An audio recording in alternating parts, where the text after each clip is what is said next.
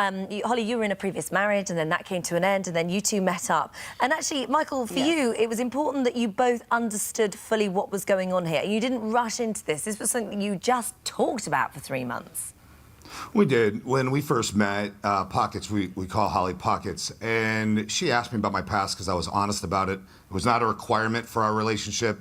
She asked to attend a party because she had certain ideas and thoughts in her mind that she'd wanted to live out.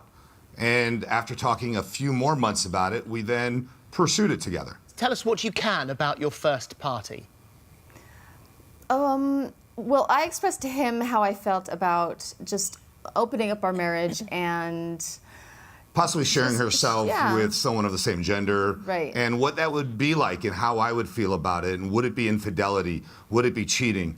And I shared with her, when you do something consensually, you don't need my permission to do it, but the fact you're asking and we're doing this together means we are doing it consensually, and our love can build and our trust can build, versus going behind my back and doing it.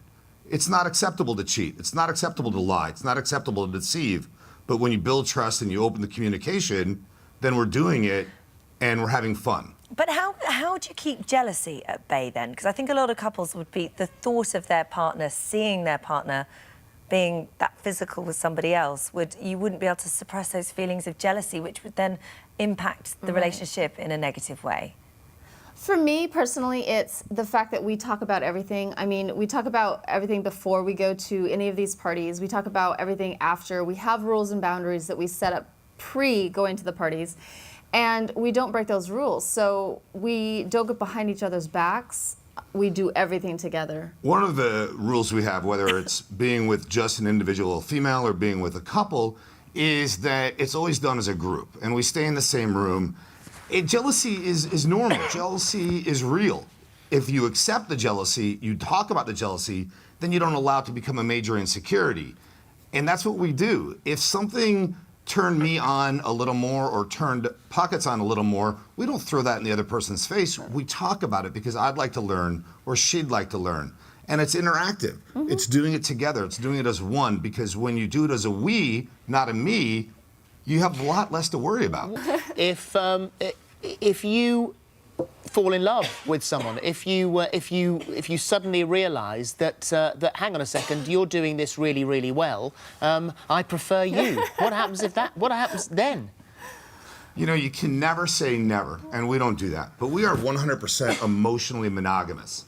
And by communicating, there's a better chance. I have a lot of friends that say, how can you, why do you? And the fact is, I can't control her. I don't want to control her.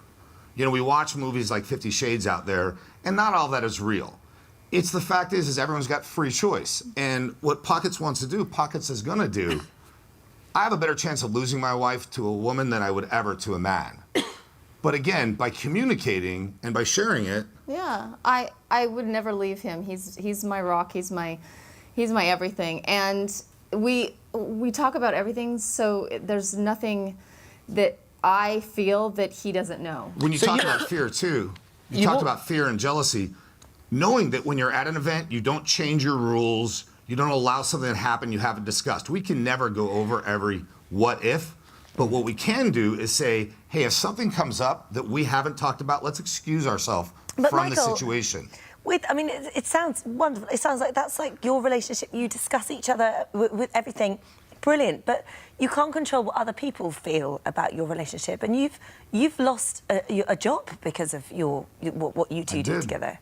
Seven-figure salary, being the executive director of a medical oncology association. Absolutely. And my CEO, the night before I was released, was bragging about cheating on his third wife like he did his first and his second wife, hiring people so he could cheat. But when the HR called me, they said what he did, well, people understand cheating. They don't understand open relationships. And I said, well, that's unfortunate. And they understood it was going to be a big payout because that was discrimination. Yeah. We're not protected. The LGBTQ is protected. We're not. And what we do in the privacy of our bedroom should be. I was sued for full custody of my daughter because of what we do. And it was a very, very expensive lawsuit. But there had been no case law in the United States. And the judge determined after 7 minutes that no, what we do in the privacy of our own bedroom is between a husband and a wife. We're not including the children. And when a couple that doesn't understand what we do asks, Well, what are you going to tell your kids? I ask them, when was the last time you were intimate? And when they finally answer, I say, did you tell your children? And I just stop, because the fact is we don't share with our children as parents when we're intimate, whether we're in a monogamous relationship or a consensually non-monogamous relationship.